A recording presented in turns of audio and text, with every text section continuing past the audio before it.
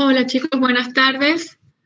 Yo soy la ingeniera Fernanda Figueroa. Vamos a esperar unos minutos de tolerancia para que lleguen los demás alumnos y empezamos la clase.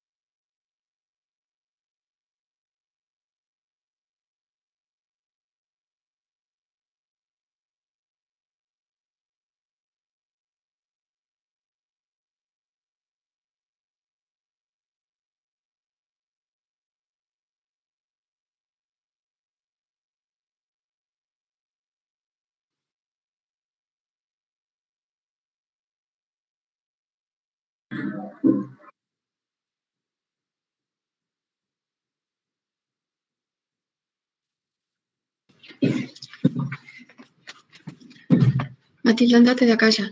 Ya está. Bueno, veo que ya están uniéndose bastante. Vamos a esperar un rato más. Pero mientras tanto, recordamos las actividades de hoy. Vamos a hacer una revisión muy rápida del tema 3, que es la unidad que ustedes van a rendir ahora, y vamos a hacer también esta revisión rápida del tema 4. La idea es que el tema 4 se rinde la semana que viene, entonces hoy solamente van a rendir el interrogatorio número 3.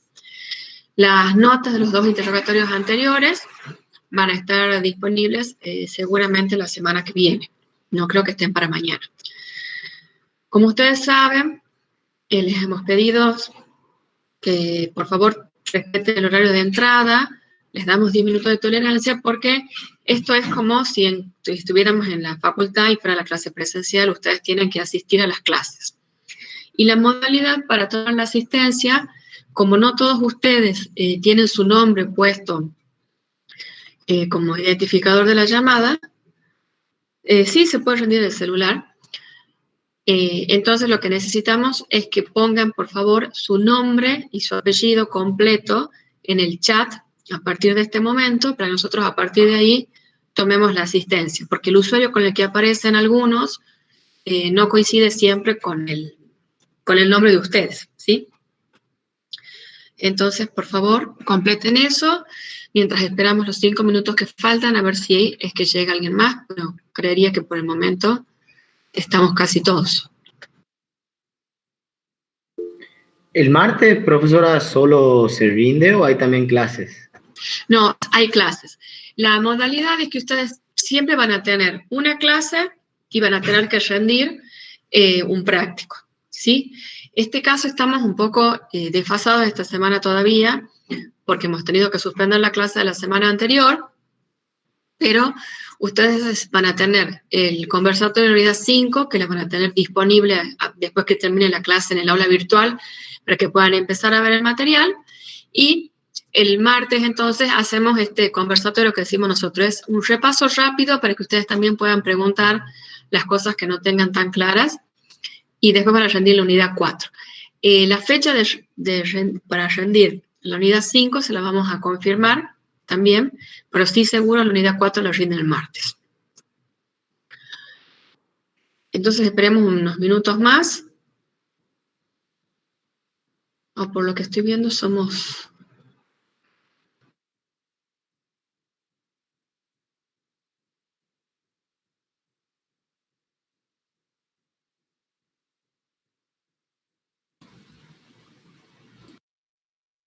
Una preguntita, profesora. ¿Graban las clases? No, no estamos grabando las clases. Nosotros entendemos que, como ustedes tienen que asistir a las clases, es como si estuviéramos en clase de la facultad, ustedes tienen el material de lectura y en realidad esta clase es más que nada para hacer una revisión, así que no las estamos grabando por el momento. Bueno, gracias.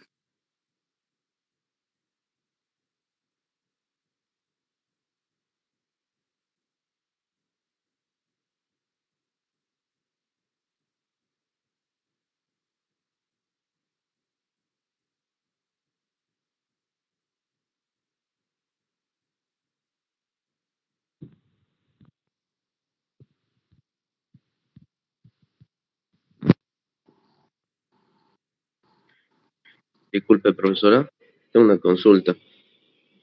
En los trabajos prácticos, ¿se tiene un poco de consideración si se pasa un poquito del tiempo?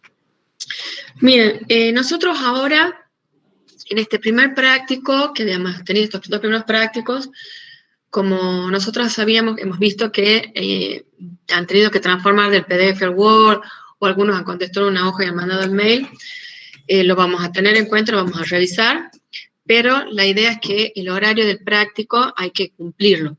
Cuando ustedes se pasan de ese horario del práctico, hay algunas instancias en que, por ejemplo, en los interrogatorios, no pueden entregar más tarde porque el sistema directamente no les acepta, se corta. Y en este momento, con estos primeros prácticos, como sé que algunos han tenido inconvenientes, lo hemos charlado y lo vamos a ver.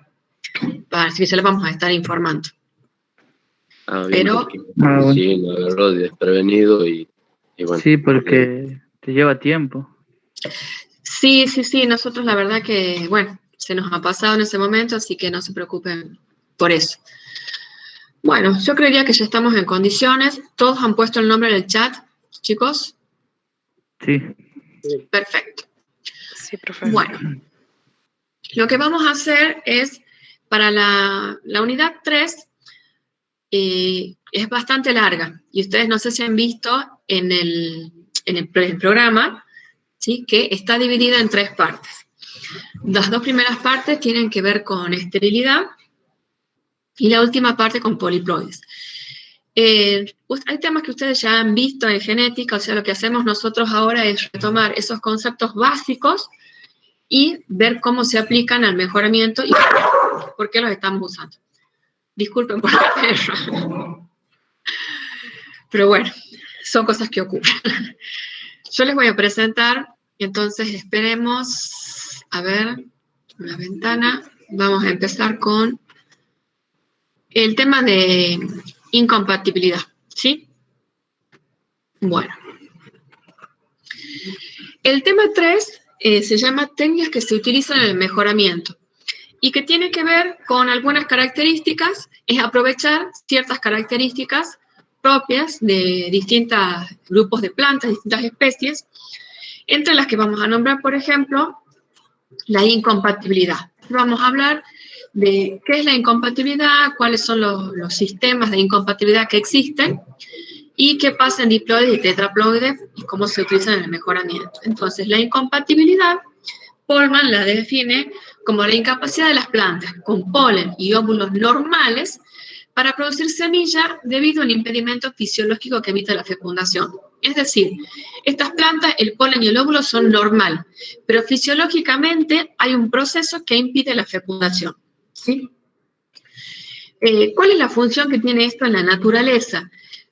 Fundamentalmente, impedir la autogamia y favorecer la polinización cruzada. Entonces, de esa manera, tenemos mayor variabilidad genética y no hay pérdidas de vigor por estos cruzamientos de individuos emparentados. Entonces, es un fenómeno que en realidad sí es positivo en la evolución de las especies.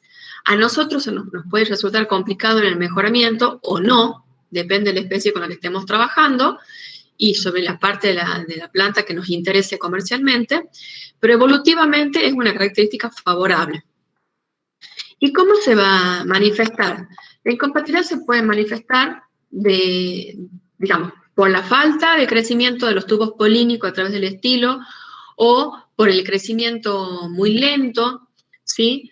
Que entonces no se fertilizan los óvulos, y pueden ser plantas que sean autoincompatibles, o sea, que ocurran en la autofecundación, o que haya incompatibilidad cruzada, por ejemplo, entre plantas que están emparentadas, ¿sí? Entonces se impiden ciertos cruzamientos. Yo voy rápido porque se supone que esto ustedes lo han visto, es la parte más... Si tienen preguntas, pueden interrumpir, por supuesto. ¿Cuáles son los distintos grados de reacción? Bueno, esto va a variar, ¿sí? Según las especies y según las familias también. Por ejemplo, hay veces que el polen llega al estigma, pero no germina. Eso es lo que pasa en las gramíneas, por ejemplo. O los tubos polínicos empiezan a elongarse, pero detienen el crecimiento. Pasa en solanáceas y leguminosas. Otras veces los tubos polínicos crecen y llegan hasta cerca del ovario, pero no llegan al ovario. Otras veces los tubos polínicos crecen muy lentamente. Entonces, cuando finalmente llegan al ovario, el ovario ya no tiene capacidad para ser fecundado. Y otras veces, que son los casos más extremos, la incompatibilidad se produce en el saco embrionario. Y esos son los ejemplos en la fresa, en el cacao, por ejemplo. Entonces, básicamente, las situaciones son que el polen no germine, que germine, pero detenga la elongación, que la elongación no sea suficiente para llegar al ovario, que la elongación sea suficiente para llegar al ovario, pero sea tan lenta que cuando llega al ovario ya no está apto para la fecundación, o que en el saco embrionario se produzca la reacción de incompatibilidad. Y tenemos dos sistemas de incompatibilidad que vamos a llamar gametofítico y esporofítico. En el sistema de incompatibilidad gametofítica, lo que ocurre es que hay un locus de incompatibilidad S, y los alelos de ese locus impiden que se realice la fecundación. Esos son los que generan incompatibilidad, pero tienen una acción independiente en el polen y en el estilo, ¿sí? Y se presentan en diploides y tetraploides. Ya vamos a ver un ejemplo. En cambio, la incompatibilidad esporofítica está determinada por el núcleo diploide del esporofito. Entonces, la interacción interalélica que va a haber en el polen y en el estilo va a tener distintos grados de dominancia, desde dominancia completa, por ejemplo, como un extremo, a sin interferencia. Entonces, ¿Profe? sí. Disculpe, quedó trabado en el título de la diapositiva, no están avanzando, digamos. A ver, espera. Vamos a compartir de vuelta. A veces pasa. Ahí O sea sí que todo Sí, no, ya sé. Lo que pasa es que a veces lo mejor es compartir la pantalla completa. Compartir la pantalla completa. Claro, cuando Fernanda, ponen modo de mejor. presentación se me hace que no pasan las diapositivas. Claro. Bien. Fernanda, ¿sabe lo que pasa? Es que no le he puesto en el Power en la camarita. ¿Cómo? O sea que no lo has puesto las has compartido, pero las has compartido como para trabajarla, no como para exponerla. No, sí estaba para exponerla, pero ya me ha pasado otras veces que no se ha puesto nunca. Que no se expone. Entonces, No lo has puesto bueno, ahí. menos mal. Ahí, ahora sí. ¿Ahora sí? Sí. Perfecto. Sí, cuando comparto la pantalla completa no tengo problemas. Bien, entonces hablamos de la incompatibilidad gametofítica y la esporofítica, ¿sí? En la gametofítica decíamos que tenemos acción independiente en el polen y en el estilo de los alelos de incompatibilidad del locus S, que se pone la letra S porque significa estéril en inglés, ¿sí? Puede ser, ahí vamos a ver los efectos en diploides y en tetraploides. Y la incompatibilidad esporofítica en realidad está determinada por el núcleo diploide del esporofito. Entonces, esa interacción interalélica del polen y del estilo va a tener distintos grados de dominancia, tanto en el polen como en el estilo, ¿sí? Ya lo vamos a ver bien con un ejemplo esto para definirlo. Entonces, la incompatibilidad gametofítica, veamos el caso de diploides. Una de las características fundamentales de este tipo de incompatibilidad es que los alelos del locus S, ¿sí? Tienen acción independiente, tanto en el polen como en el estilo. Entonces, cuando llega el polen al estigma, la rotación del tubo polínico empieza, pero de acuerdo al alelo de incompatibilidad que tengan, se va a producir la reacción de incompatibilidad. Entonces, supongamos yo tengo estas tres reacciones, ¿sí? Siempre acuérdense que por convención, nosotros ponemos a la madre, digamos a la hembra, hacia la izquierda primero y después lo que va a ser el macho. Entonces, nosotros tenemos acá, vemos que la parte femenina es S1, S2 por S1, S2 masculino. Entonces, como nosotros tenemos los dos alelos, tanto el 1 como el 2 presentes, entonces se produce la reacción de incompatibilidad. ¿Lo ven? Entonces el tubo polínico, por ejemplo, germina, pero detiene el crecimiento. O está germinando muy lentamente. En este otro caso, ¿sí? Nosotros vamos a tener, por ejemplo, supongamos que tenemos S1, S3 y S2, S3. Entonces, las S1 que tenemos acá no germinan, ¿sí? Pero la S2 sí puede germinar hasta llegar a el S1, S3. Pero cuando tenemos S2, recién acá, pero cuando tenemos acá, entonces, este S1 está, que es el que está impidiendo el que está generando la incompatibilidad, no germina, no llega, pero sí llegan el S3 y el S3 que tenemos aquí. Y en este caso, ¿sí? Que nosotros tenemos gametas S3, S4, pueden llegar porque tenemos S1, acá S3, S1, S4, S2, S3, S2, S4. Entonces sí se produce, en este caso, la fecundación. Cuando nosotros tenemos el S1 y el S1, por ejemplo, acá, sí se interrumpe esa germinación del tubo polínico, ¿sí? En el caso de los tetraploides, lo que se altera, ¿sí? Es el efecto de las gametas masculinas.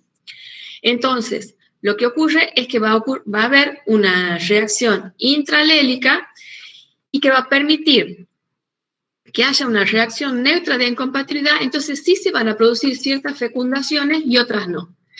Por ejemplo, tenemos las gametas femeninas, que las hemos marcado en rojo, y las masculinas en violeta. Entonces acá este es el cruzamiento. Se supone que si nosotros sacamos gameta, vamos a tener gameta S1, S1, 4 S1, S2 y una S2, S2, ¿sí? Para las femeninas y para las masculinas lo mismo. Cuando yo tenga S1 por S1, o sea, si se une esta gameta femenina con esta masculina, no se genera un individuo, ¿sí? O sea, hay una incompatibilidad, no hay unión en realidad, no es que si se une, hay reacción de incompatibilidad. Acá, S1 con esta S1, S2 genera incompatibilidad.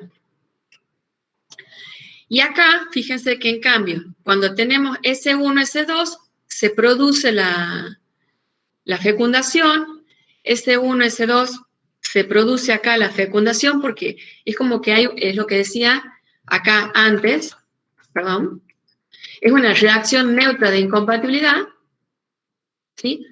Y acá ocurre lo mismo. Entonces hay una cierta cantidad de individuos que pierdo, que son los que están marcados en X, pero sí obtengo algunos otros.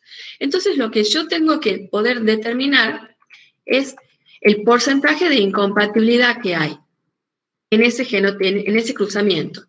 Entonces yo voy a multiplicar el número de individuos no formados por 100 sobre el número de individuos posibles. Si yo me vengo a este ejemplo, perdón que está con animación, yo acá, si yo tomo los ejemplos, yo debería tener 1 acá, 4 acá, 1 acá, son 6. Lo mismo aquí abajo. Entonces yo tendría, hay 6 más 6 son 12 individuos que no se han formado. Sobre, son 12 más 4, 16, 20, 36. Entonces, yo digo, 12 individuos no se han formado sobre un total de 36 individuos que deberían haberse formado, individuos posibles. Entonces, cuando hago el cálculo de incompatibilidad, yo lo que obtengo es que la incompatibilidad de ese cruzamiento es de un 33,3%.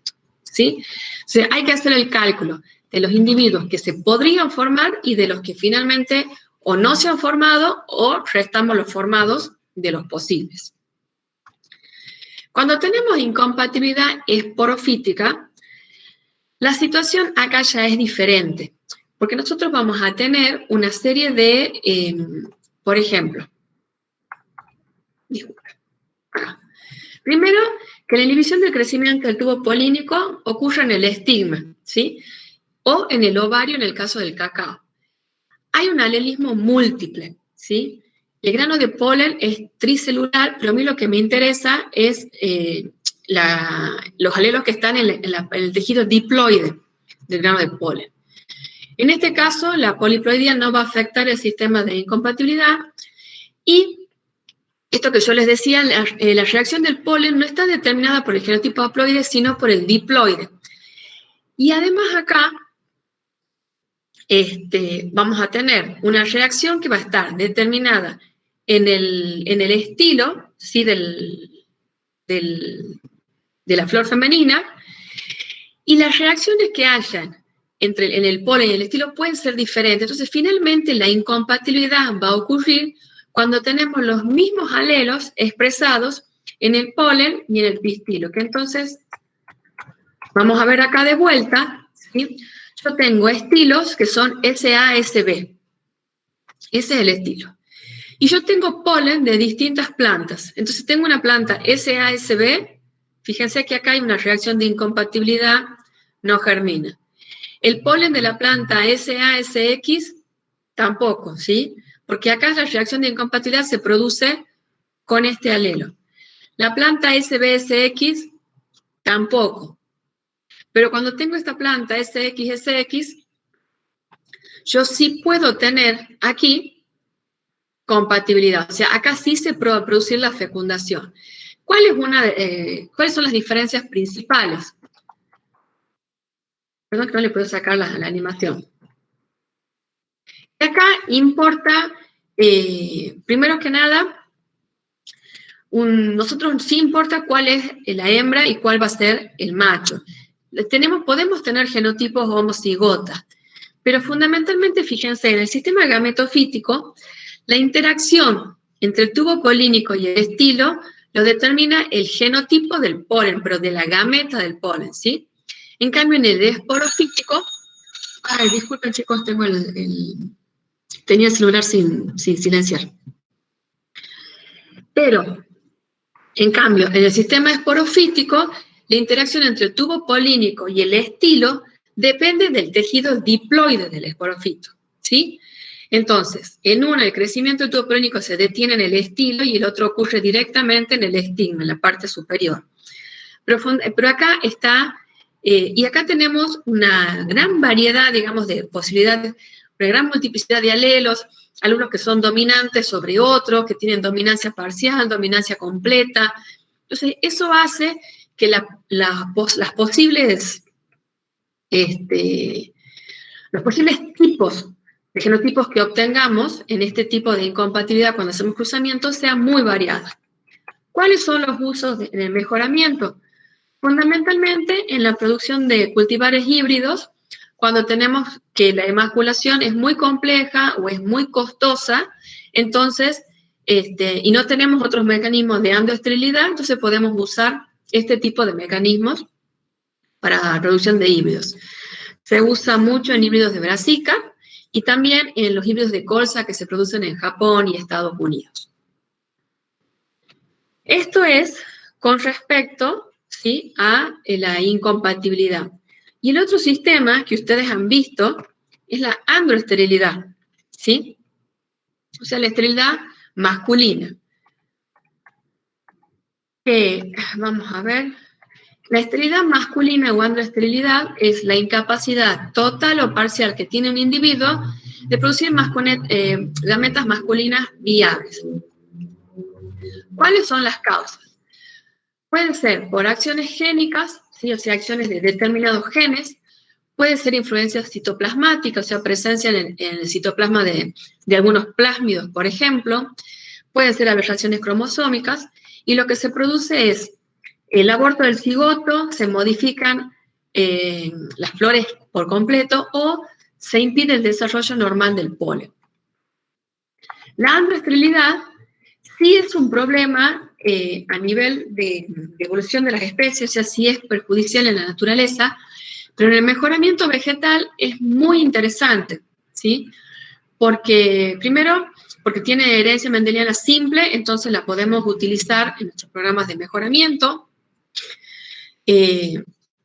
La fertilidad masculina es la que se afecta con mayor frecuencia con respecto a la femenina, y hay que tener en cuenta que el ambiente sí puede influir en la reacción del citoplasma estéril y disminuir la efectividad del sistema en algunas especies, o sea, disminuir la efectividad de esta androesterilidad citoplasmática en determinadas condiciones ambientales.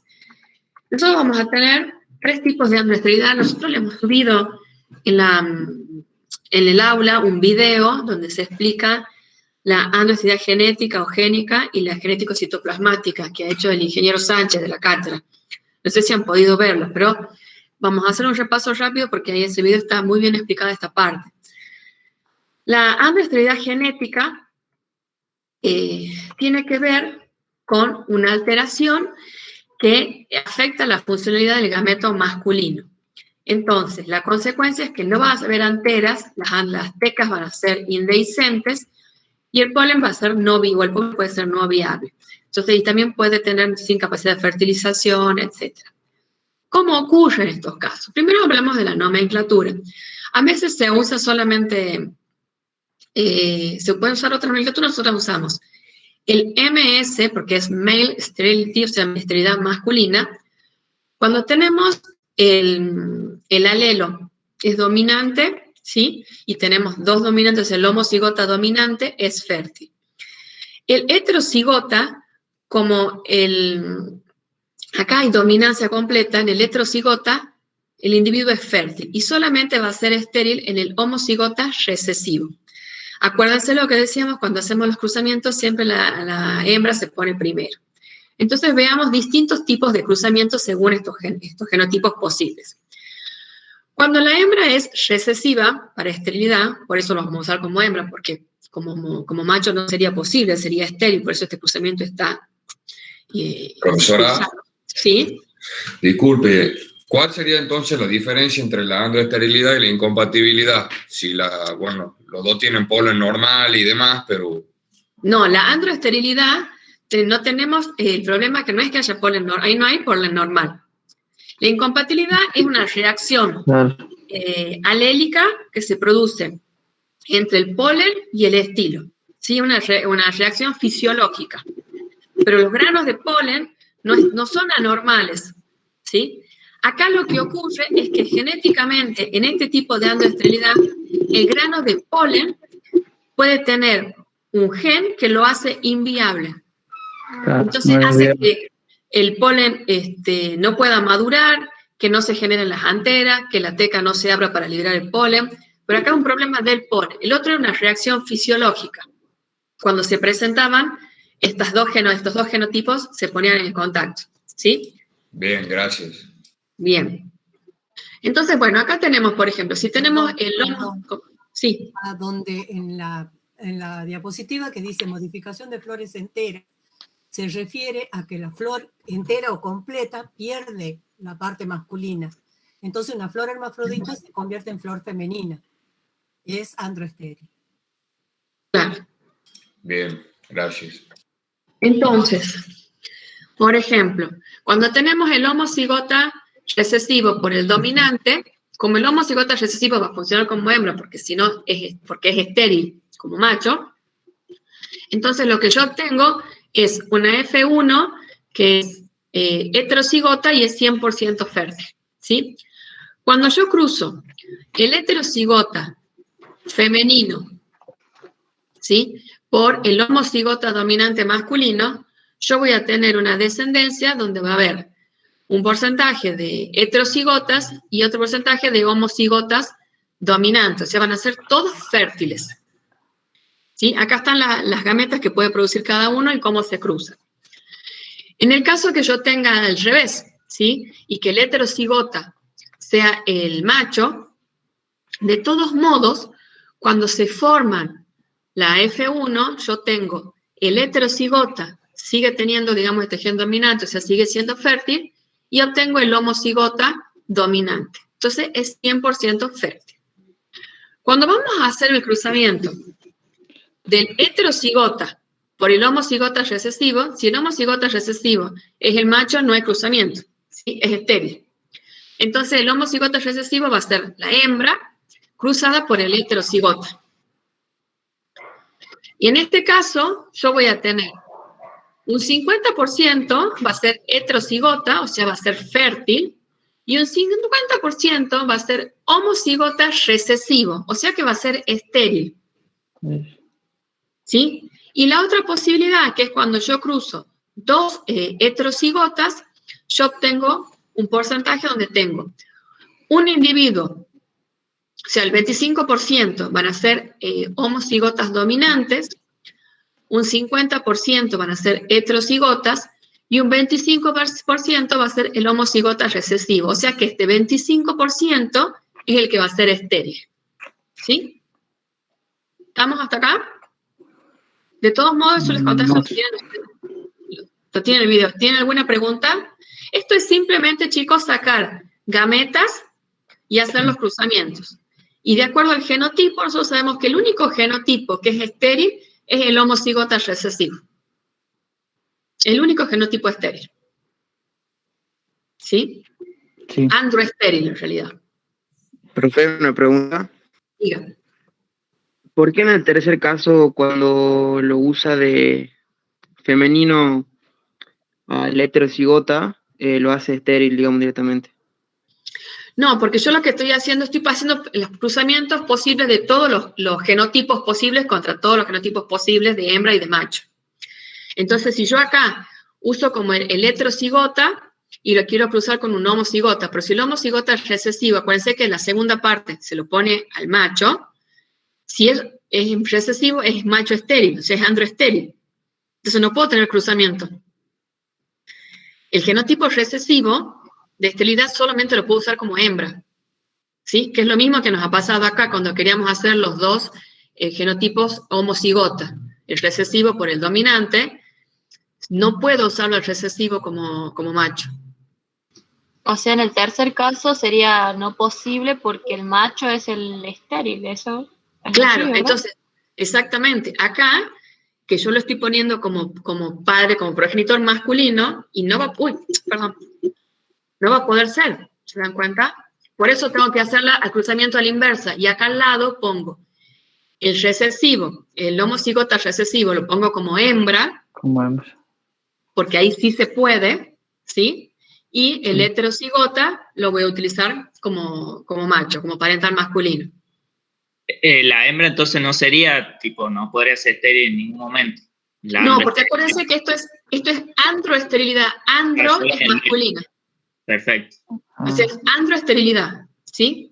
Solamente esterilidad masculina. ¿Puedo seguir? Sí. Sí, profe. Bien. ¿Qué especies las presentan? Fíjense, la lista es larga y son un montón de especies que nosotros consideramos muy importantes. Están dentro de la solanacea, tenemos pimiento, tomate, berenjena, hay trigo, avena, soja, poroto, maíz, girasol, melón, zanahoria. Son muchas especies y son muy importantes. ¿Sí? Y esto a nosotros nos sirve, ya lo vamos a ver en el mejoramiento, lo vamos a tener muy presente. ¿Cómo se utiliza?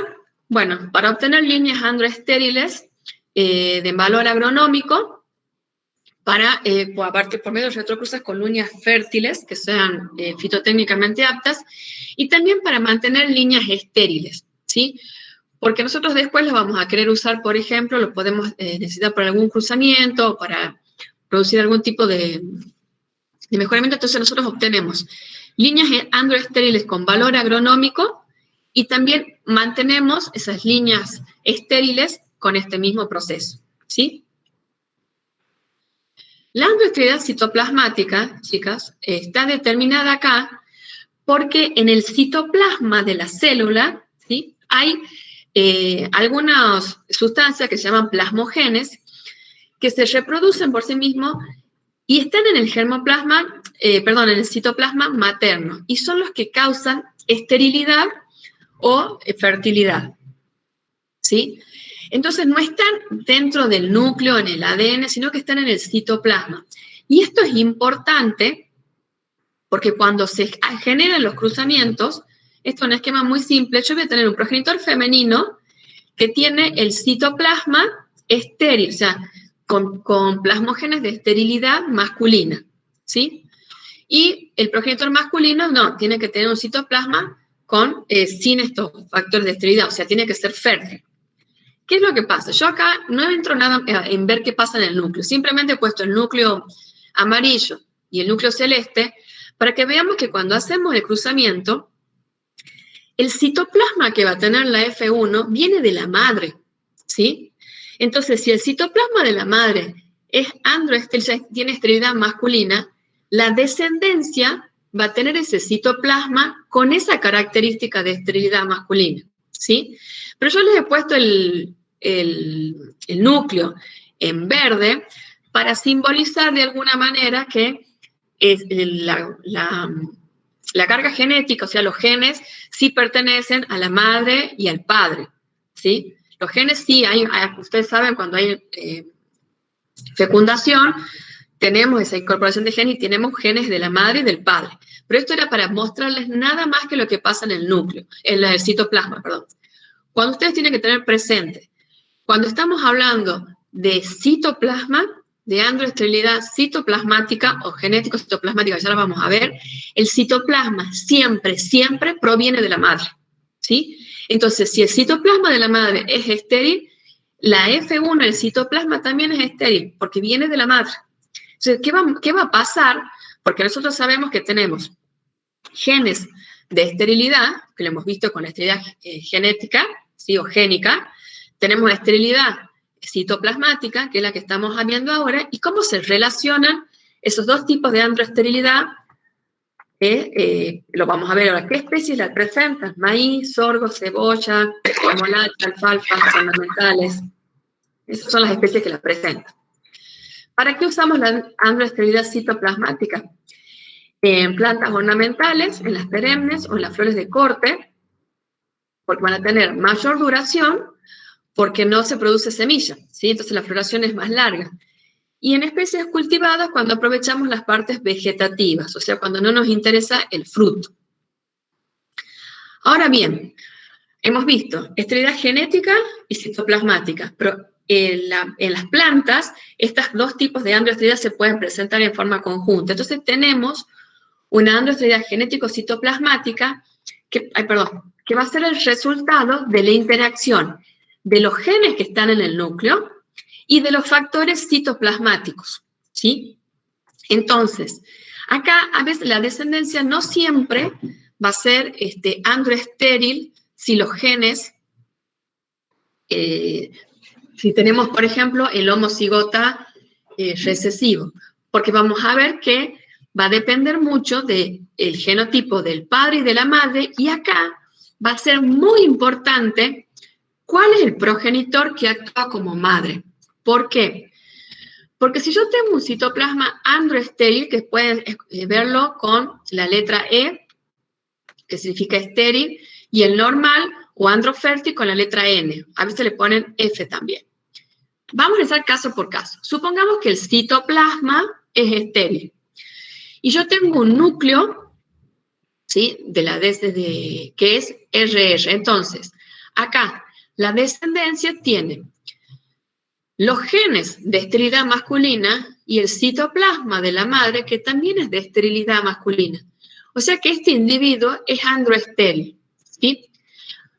Pero cuando yo tengo el citoplasma estéril, pero tengo el heterocigota o el homocigota, donde ya tengo un dominante que determina fertilidad masculina, estos genes restauran la fertilidad, ¿sí? Entonces, aunque el citoplasma sea estéril, los genes restauran la fertilidad masculina. ¿Sí? ¿Alguien hablaba? Pensaba que había una pregunta. Entonces son androfértiles, ¿sí? Estos genes restauran la fertilidad aunque el citoplasma sea estéril. Y lo que va a ocurrir es cuando yo tengo un citoplasma fértil o normal, ¿sí?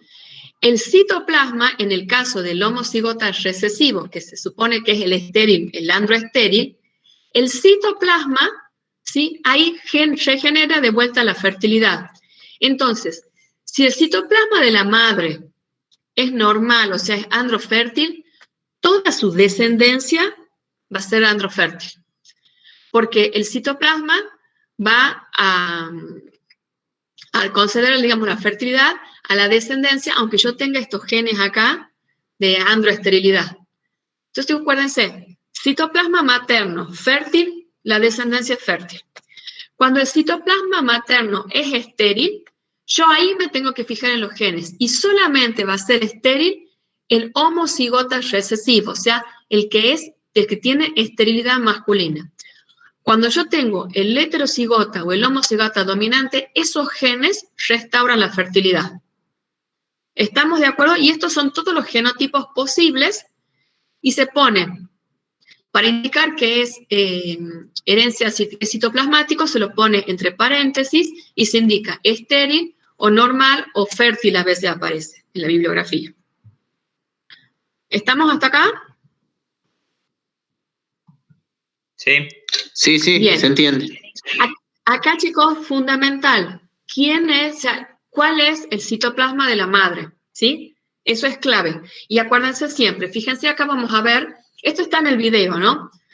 Ustedes acá pueden ver, en este cruzamiento, donde la madre es ERR, o sea, es homocigota recesivo, o sea, que es androestéril, por un padre que tiene un núcleo, o sea, la parte genética es estéril, pero como el citoplasma es fértil, puede ser, se restaura la fertilidad.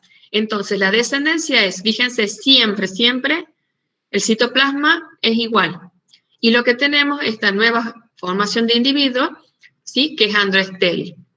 Si yo tengo la madre de vuelta, el citoplasma, ¿sí? Lo pone madre, es estéril. Pero como yo en el padre tengo genes restauradores de fertilidad, porque tengo este dominante, el resultado es un individuo fértil, ¿sí? Y fíjense que acá en el caso, si bien los dos son estériles citoplasmáticamente, ¿sí? Pero como el padre tiene genes restauradores, o sea, tiene los dominantes, por eso puede actuar como progenitor masculino, lo que yo obtengo de vuelta es un individuo que es androfértil. O sea, ¿los genes dominan sobre el citoplasma? Los genes restauran sobre el citoplasma, pero vos acordate que el citoplasma también te condiciona los genes, porque si vos tenés un citoplasma normal, pero tenés acá un homocigota recesivo que debería ser estéril, el citoplasma normal te restaura la fertilidad masculina, ¿sí? Sí. Entonces, sí hay, por eso yo les decía, el único caso que van a tener androesterilidad es cuando tengan citoplasma estéril de la madre, siempre acuérdense de la madre, y el homocigota recesivo, que es el estéril, que es lo que veíamos antes como MS. Nada más que acá lo hemos puesto como recesivo y R grande y R chica, ¿sí? Entonces, al hacer estos cruzamientos, fíjense en esto. ¿Cuál es la madre? Siempre la madre se pone primero, después se pone el padre. ¿Y cuál va a ser el citoplasma? ¿Qué especies la presentan? También varias especies conocidas. Maíz, remolacha, cebolla, pimiento, alfalfa, el género de nicotiana, solanum, el arroz, el triticum, etc. ¿Ya? Están presentes en muchas especies. ¿Y para qué se utiliza? La usa cuando queremos aprovechar la heterosis, que es el tema que vamos a ver en la unidad 4, en maíz, ¿sí? Y en trigo, que necesitamos una técnica muy municiosa, entonces se obtiene para poder hacer la castración. Entonces, este tipo de procesos nos resultan más sencillos de utilizar, ¿sí? Bien, eso en cuanto a lo que es incompatibilidad y androesterilidad. Y de la unidad 3, que ya estoy pasada, pero bueno, vamos lo más rápido que podemos, lo que nos quedan son poliploides. Poliploides, chicos, es algo que ustedes han visto ya en genética, entonces lo que vamos a trabajar es la variación del número de cromosomas.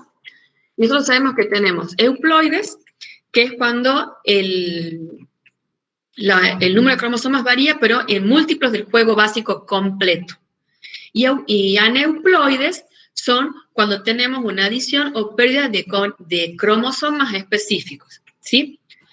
Entonces, para que nos pongamos de acuerdo, el número cromosómico somático 2N son la cantidad de cromosomas que está en el núcleo de las células somáticas. El número gamético, de cromosómico gamético, que es N, es el número de cromosomas que está contenido en una gameta, ¿sí? En los diploides es la mitad del número somático. Y el número cromosómico básico, o X, es el número de cromosomas diferentes que tiene cada especie. En diploide es igual que N, ¿sí? Que es el genoma de la especie. Entonces, vemos un ejemplo nada más. Vemos, por ejemplo, cómo la avena estrigosa, barbata y sativa tienen el mismo número básico, o sea, la cantidad de cromosomas diferentes que tiene son 7, pero el número gamético va cambiando.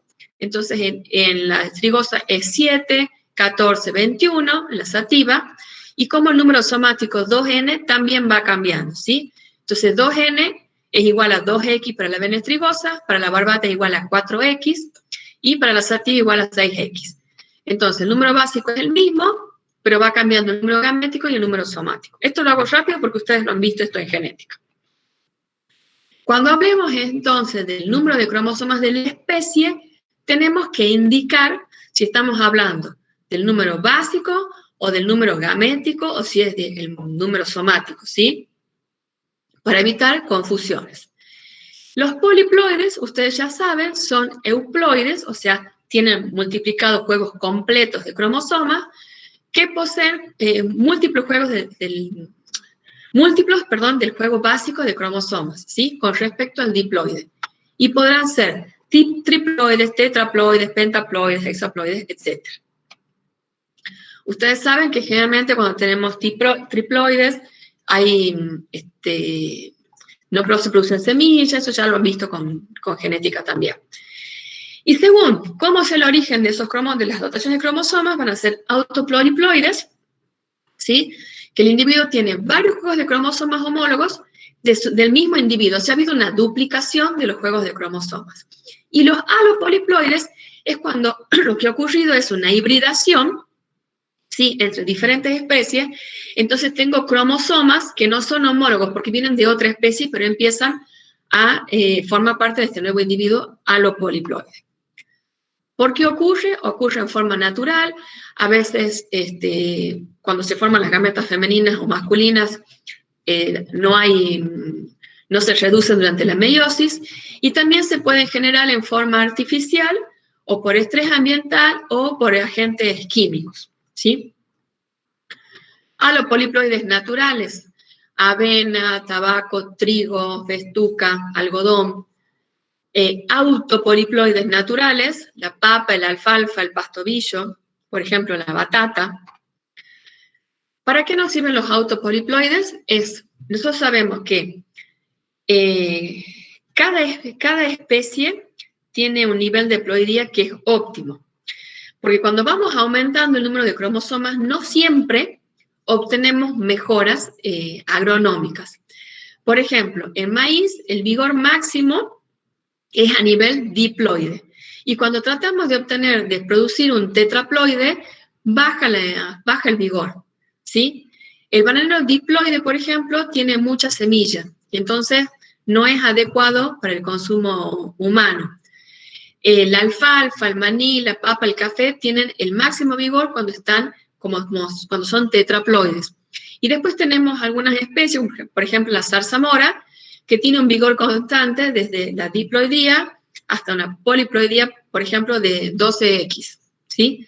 Entonces, cada especie, de acuerdo a sus propias características, tiene un nivel de ploidía que es el óptimo para la producción agronómica, ¿sí? ¿Qué especie sería autopoliploide?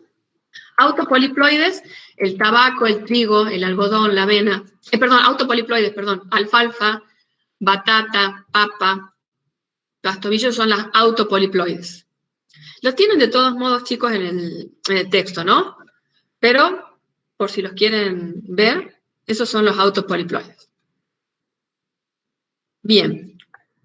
Entonces, nosotros cuando vamos a producir, intentamos inducir la ploidía a partir de diploides, ¿sí? Tenemos que tener en cuenta algunas cuestiones para usarlos en mejoramiento. Porque podemos pensar que, como yo decía antes, al aumentar el número de cromosomas podemos obtener más vigor, plantas más grandes, mejores. Y primero que no siempre es así. Entonces, lo primero que tenemos que tener en cuenta es que los autopoliploides tienen tendencia a tener mayor crecimiento vegetativo y menor producción de semilla. Entonces, si yo quiero producir una especie en lo que a mí me interesa, por ejemplo, la cosecha de las partes vegetativas, como forraje, raíces, hojas, entonces, aumentar el nivel de ploidía a mí me puede ser útil, ¿sí? Porque tengo más crecimiento vegetativo. Ahora, si lo que a mí me interesa es la semilla, en este caso no me conviene, porque yo sé que los autopoliploides tienen menor producción de semilla. Entonces, tengo que tener claro cuál es el objetivo, el órgano objetivo dentro de esa planta que estoy por producir. Segundo, que producir autopoliploides vigorosos y con mucha semilla es más frecuente, o sea que se puede lograr más fácilmente cuando yo duplico el juego de cromosomas en plantas diploides que tienen pocos números de cromosomas. A partir de que cuando el juego básico, la cantidad de cromosomas que hay en el juego básico es mayor, ¿sí? Supongamos, yo puedo tener un juego básico de 7 cromosomas, de 14 y de 21, en distintas especies. Cuando yo voy a las plantas que tienen mayor cantidad de cromosomas en el juego básico, es más difícil producir autopoliploides con buena producción de semilla y vigoroso, ¿sí? Siempre va a ser más sencillo cuanto menor sea el número de cromosomas que yo tenga involucrado en ese juego básico. Y el otro punto que tenemos que tener en cuenta es que los autopoliploides de alógamas, ¿sí?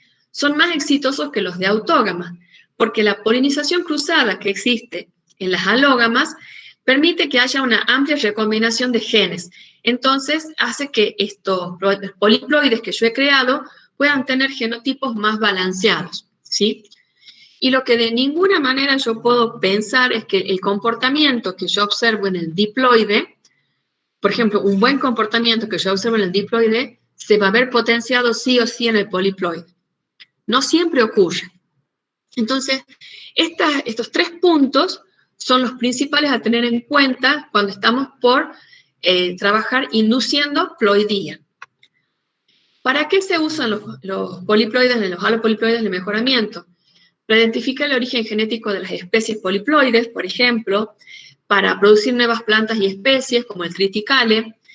Todo esto está explicado con mucho detalle en el material de lectura que le hemos dejado. Y facilita la transferencia de genes desde especies relacionadas. Por ejemplo, tengo una especie que tiene características agronómicas que me interesan, la otra tiene un gen de resistencia, entonces yo puedo tratar de generar estos alopoliploides para introducir ese gen de resistencia en la especie que a mí me interesa cultivar. Tienen ejemplos, como les digo, en el material de lectura. Los aneuploides, habíamos dicho, que tienen un juego incompleto de cromosomas. Puede ser porque les falte o porque les sobre. Entonces se llamarán de distintas maneras. Nulisómicos, cuando falta, 2, monosómicos, trisómicos, tetrasómicos, ¿sí? Cada uno tiene diferentes usos. Por ejemplo, los trisómicos se sirven para identificar grupos de ligamiento y transferir genes entre cromosomas específicos.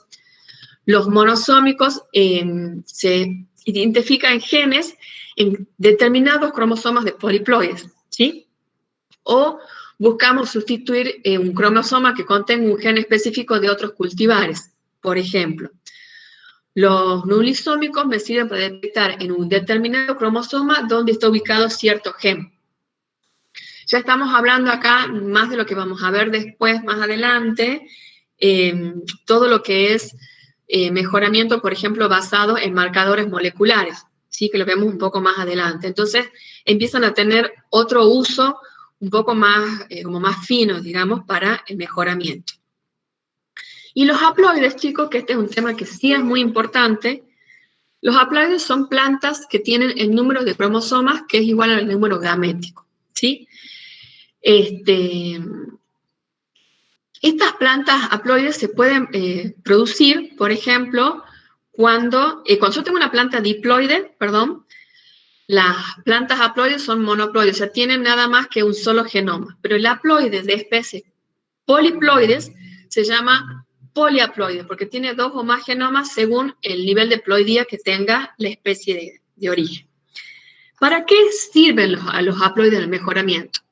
Cuando yo tengo un haploide, ¿sí? Tengo un solo juego de cromosomas.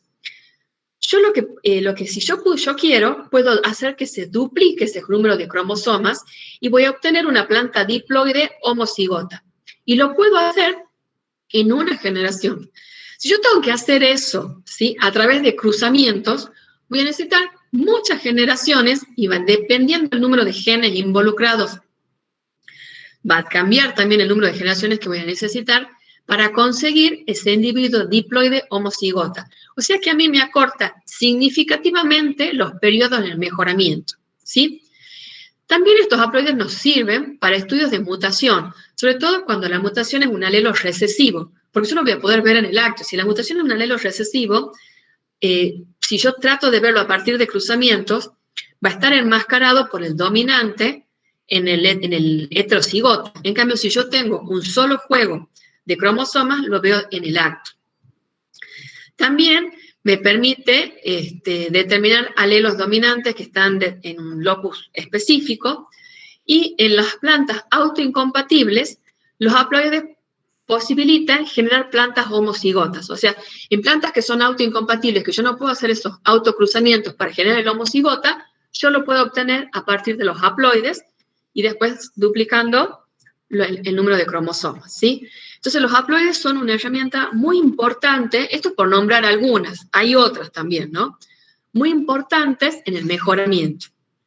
Y en el caso de las mutaciones, que esto también lo han visto en genética, por eso vamos rápido, es un cambio en el material genético, ya sea natural o inducido, y puede ser que se produzca a nivel del genoma, o sea, que haya algún cambio, por ejemplo, en la secuencia de bases o sustitución de una base por otra, o puede ser directamente que se pierda un cromosoma completo o parte de un cromosoma. Lo que ocurre es que la mayoría de las mutaciones, primero que son deleterias o perjudiciales, o sea, generalmente provocan problemas a la planta, y muchas son letales, ¿sí? Por ejemplo, tenemos el albinismo, enanismo.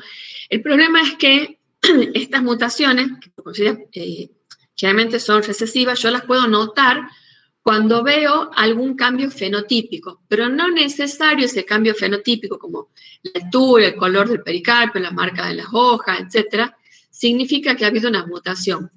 Puede haber ocurrido segregación. Hay mutaciones que han sido importantes y que son exitosas, como por ejemplo, obtener el sorgo, el arroz y el trigo enanos, ¿sí? Que son genes mutantes espontáneos que se han utilizado en plantas. El problema es que cuando nosotros queremos generar mutaciones, no podemos dirigirlas para obtener un resultado específico. Generalmente nosotros podemos provocar la mutación y ver qué es lo que se obtiene, ¿sí? O sea que es bastante azaroso. Yo, esa mutación que hago yo dirigida, que hago en forma artificial, yo digo no la puedo dirigir. Por eso es que no es un método muy usado dentro del mejoramiento, se prefieren otras cosas. Pero sí podemos usar, como vemos acá, mutaciones espontáneas, como en estos 3 cultivos. Bien, esto ha sido rapidísimo. Vamos a dejar de compartir. la unidad 3, que es la que ustedes tienen que rendir, ¿sí? Les recuerdo a todos, si no han puesto el nombre, que lo pongan para que después podamos tomar la asistencia. Fernanda, disculpa, sí. Se les da 10 minutos y empezás con sí. el tema 4. Sí, eso les estaba por decir. Hagamos un repaso, de paso que yo tome agua también.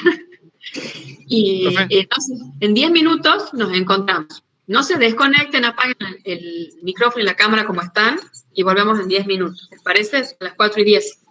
Ok. Profe, tengo una consulta. Sí, diga. El tema del conversatorio, ¿cómo se supone que es? Se supone que ustedes vienen a la clase con el tema leído y lo posible estudiado. Entonces yo lo que hago es presentarles el tema y ustedes que tendrían que tener ya dudas específicas, aprovechan para preguntar, ¿sí? O durante lo que yo les estoy contando y lo que estamos exponiendo, a ustedes a lo mejor les surge alguna duda. La idea es esa, que esta clase sea más un intercambio y no una clase solamente expositiva, sino que ustedes puedan hacer preguntas, pero para eso tienen que tener leído el material, por lo menos. Bien, gracias. ¿Y hoy se llega a darlo al conversatorio o no? Esto sería una revisión rápida. Hoy vamos a hacer el conversatorio de la clase 4. Este es el supuesto conversatorio de la clase 3, que, como les decía, lo hacemos rápido. Algunos han hecho preguntas. Si tienen más preguntas, se pueden hacer, obviamente. Y después en la clase 4, en el tema 4, yo en lugar de darles todo el tema, la idea sería ir presentándole que ustedes me puedan ir haciendo preguntas si quieren. O puedo ir exponiendo y ustedes me van preguntando y me van interrumpiendo. Ok, muchas gracias. Bueno, nos tomamos entonces 10 minutos. ¿Sí? Profe, yo una sí, pregunta. Diga. En el tema de incompatibilidad, ¿cómo sé yo, cómo me doy cuenta que ese es el que da la incompatibilidad? Si es S1, S2 o S4, por ejemplo. Porque eso, si te damos, por ejemplo, para que hagas una reacción, se te avisa. Y además, porque se supone que en esos alelos iguales, por ejemplo, si vos tenés S1 en el polen y en el estilo, vas a tener la incompatibilidad, ¿sí? Claro. También. Perdón, Fernanda. Sí. ¿Quién es, perdón, el que ha hecho la pregunta? Ignacio Correa. Ignacio, ¿qué tal? ¿Cómo se sabe si unas plantas son incompatibles? Por ejemplo, la alfalfa es incompatible, hay muchas pasturas que son incompatibles. Se trata de aislar la flor. Si no produce semilla, ahí uno sabe que es incompatible. Y después, el resto de los estudios, que me parece que a lo que usted se refiere, se lo hace a través de cruzamientos con otras plantas, digamos. No sé si eso ha contestado su pregunta. Claro, el cruzamiento que no da la semilla va a ser incompatible, así sería. O porcentajes, da cierta cantidad, ¿me entiende? Ahí uno más o menos, eso era, digamos, es el método tradicional. Hoy por hoy, como se puede marcar a través de marcadores moleculares cuáles son los genes, se los conoce muchas veces. Entonces uno le puede hacer una corrida y puede saber ahí. Antes, digamos, el clásico era hacer cruzamientos y tratar de hacer autofecundaciones. Si no daban las autofecundaciones, había algún problema ahí. ¿Me entienden? Claro. Ahora sí. ¿Ah? Sí, dale, muchas gracias. De nada.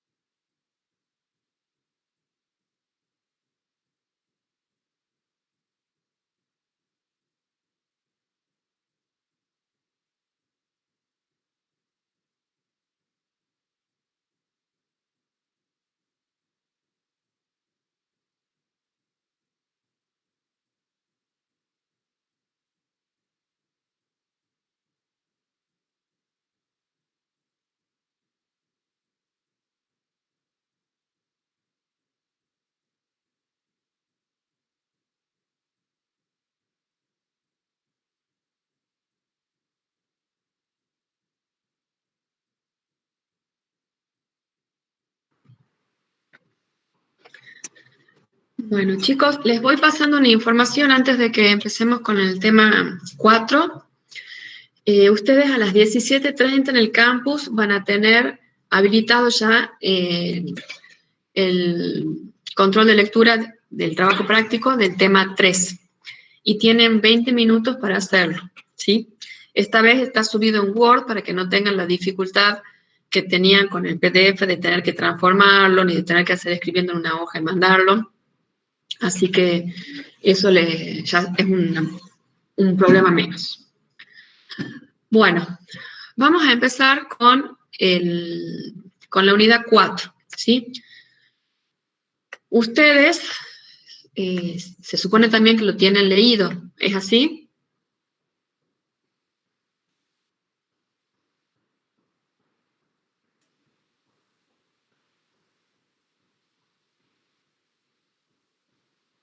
¿Está leído o no está leído? ¿Están ahí o no están ahí? Me parece que no están, que no han vuelto. Sí, silencio de tumba. Fernanda, sí, yo lo he leído, ¿eh? ¿Vos lo has leído, Yo Pancho? lo leí, por lo menos. Porque yo no sé si es que no contestan porque todavía están de recreo o porque nadie ha leído el trabajo. Sí, yo lo leí. Sí, está leído. José también lo ha leído, muy bien. Ya somos 3 por lo menos. A ver, chicos, ¿están ahí por lo pronto? Sí, sí. Bueno. Sí, José. Sí. Vamos a empezar entonces. Les voy a compartir esto de endocría y heterosis, ¿sí? Lo vamos a tratar de hacer rápido para que tengamos tiempo después de charlar un poco antes de que vayan a rendir el práctico. Me pueden hacer preguntas que les hayan quedado del tema 3 o que tengan ahora del tema 4. La endocría y la heterosis. Bueno, cuando hablamos de endocría, chicos, es el cruzamiento de individuos que están emparentados. Entonces, como resultado de eso, vamos a tener en la población un aumento en la cantidad de individuos homocigotas con respecto a los heterocigotas, ¿sí? También se lo puede definir como cualquier sistema de cruzamiento que conduzca a la homocigosis. Los tipos de cruzamiento consanguíneos, el más extremo, digamos, es la autofecundación, retrocruza, que acá vamos a ver tipos de apareamientos, la autopolinización, o sea, el mismo individuo, hermanos completos, que esto lo van a ver también más adelante cuando veamos los sistemas de mejoramiento, medio hermanos y retrocruza. Entonces, son individuos que al estar emparentados, los genes que van a estar involucrados en esa nueva población van a ser similares, entonces van a provocar que haya más individuos homocigotas. Esa es la primera consecuencia, ¿sí?, que tiene la endocría. Entonces se van fijando caracteres a partir de las generaciones sucesivas.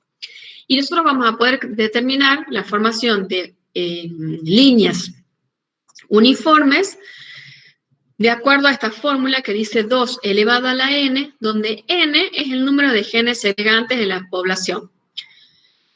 Y la frecuencia genotípica está alterada porque se alteran los genotipos que aparecen, la cantidad de genotipos que aparecen, pero la frecuencia genética, ¿sí?, o génica, esa no cambia, porque los genes siguen siendo los mismos. Lo que pasa es que la combinación empieza a ser diferente.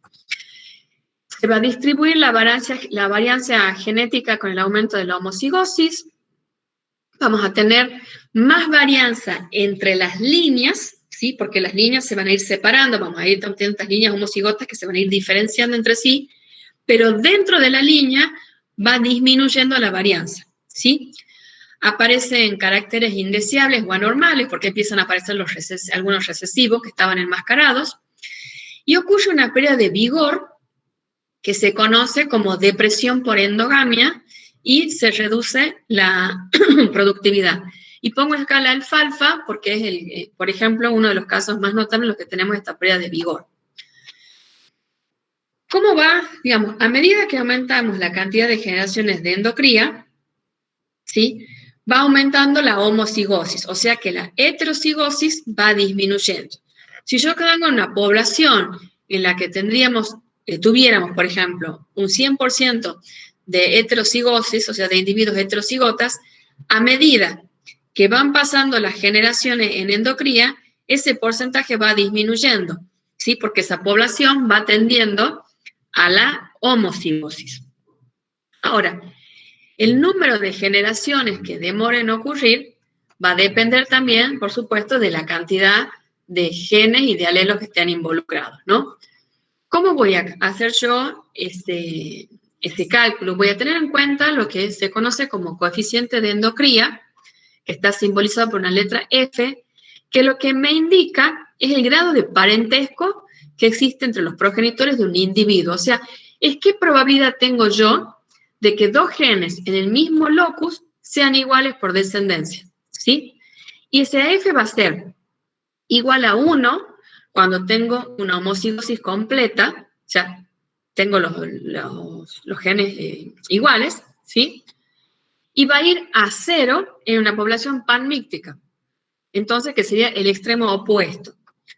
¿Cómo es este coeficiente? Ustedes esto lo tienen de vuelta en el texto, por eso vamos así. Yo digo que el coeficiente de endocría de una generación T, por ejemplo, el número de filial o de esa generación T, es igual a 1 sobre 2n, donde n es el número de individuos en la filial. Entonces, 1 sobre 2n me da la posibilidad de que se unan gametas con genes idénticos, ¿sí? De esta generación anterior, más 1 menos 1 sobre 2n por ft a la menos 1. Este t menos 1 sería la filial anterior, ¿sí? Serían los padres. Entonces, yo lo que estoy viendo acá, que está marcado en verde, lo que me está diciendo es qué posibilidad hay que yo tenga gametas con genes idénticos en T, o sea, en la generación T y en la generación T menos 1, ¿sí? O sea, en la generación anterior. ¿Qué probabilidades hay de que esos genes que tengo de la generación anterior estén en mi generación actual? Este coeficiente de endocría, entonces, yo voy a ver el coeficiente de endocría o de endogamia, va a ir modificándose con los distintos tipos de apareamiento. Entonces, fíjense, acá tenemos el número de generaciones en X y la variación del coeficiente de endogamia, ¿sí? Y fíjense cómo va a ir cambiando a medida que van aumentando las generaciones y del tipo de cruzamientos también. ¿Qué efecto tiene la endocría? En los organismos autógamos, ¿sí? El sistema genético natural es la homocigosis, o sea que no tendría yo esa depresión por endogamia o por endocría, porque ese es el sistema natural de apareamiento. Sin embargo, hay algunas especies anuales como el trigo, la soja, el poroto, el pimiento, el tomate, que presentan algún grado de cruzamiento, ¿sí? Entonces, si bien son especies consideradas autógamas, en determinadas condiciones pueden producirse cruzamientos. Pero en definitiva, en los organismos autógamos en general, no tenemos esta depresión por endocría. Ahora, en los individuos alógamos la situación es diferente, porque el sistema genético natural es la heterocigosis, o sea, como es polinización cruzada, los individuos son heterocigotas. Al empezar este proceso de endogamia, yo estoy alterando esa frecuencia genética, genotípica, para obtener esta homocigosis. Y acá ocurre lo que se conoce como depresión por endogamia, ¿sí? Que va a ser distinta en distintas especies. La depresión por endogamia, ¿qué es lo que ocasiona? Una pérdida de vigor, ¿sí? Las plantas pierden altura, van a perder tamaño, van a perder tamaño, tienen menor producción, pero cada especie tiene distinto nivel de tolerancia. Por ejemplo, si yo hago endocría en alfalfa, en 2 o 3 generaciones de autofecundación, yo pierdo las líneas, ¿sí? Lo mismo pasa en remolacha azucarera y zanahoria, pero el maíz, por ejemplo, tiene una posición intermedia. Yo tengo un 20 o 30% de líneas que van a llegar a altos, yo parto de una cantidad de líneas y a medida que voy haciendo estos autocruzamientos, ¿sí? O autocruzamientos, yo voy a llegar a mantener por lo menos un 20 o un 30% de esas líneas con un nivel alto de homocigosis, ¿sí? Ahora, tenemos otras especies como las cucurbitáceas, que es lo que yo tenía acá. Ustedes saben que las cucurbitáceas tienen estas guías en las que tienen flores, ¿sí? Como la polinización se realiza por insectos, muchas veces los insectos polinizan flores de la misma guía. Entonces eso hace que la cucurbitácea tenga una mayor tolerancia a la endogamia, ¿sí? O a la endocría, y no tenga tanta pérdida de vigor. Los compañeros que están de la cátedra, fíjense si en los comentarios hay alguna pregunta, porque yo no puedo leer mientras estoy presentando. Así que si hay preguntas, por favor que alguien me las lea para que yo no siga hablando. Bien. Profesora, disculpe. En el coeficiente de endocría, donde decía recién que una F igual a 1 es igual a una completa homocigosis, ¿a qué hace referencia en una F igual a 0, donde dice que tenemos para una población panmítica? Cuando hablamos de población panmítica, estábamos hablando de polinización libre, ¿sí? O sea, cuando tenemos una población donde tenés polinización libre y cruzada, ¿sí? El coeficiente de endocría es muy bajo. Y tendría que llegar a su límite máximo, que sería 0. Ah, bien, perfecto. ¿Fernanda? Sí. Sí.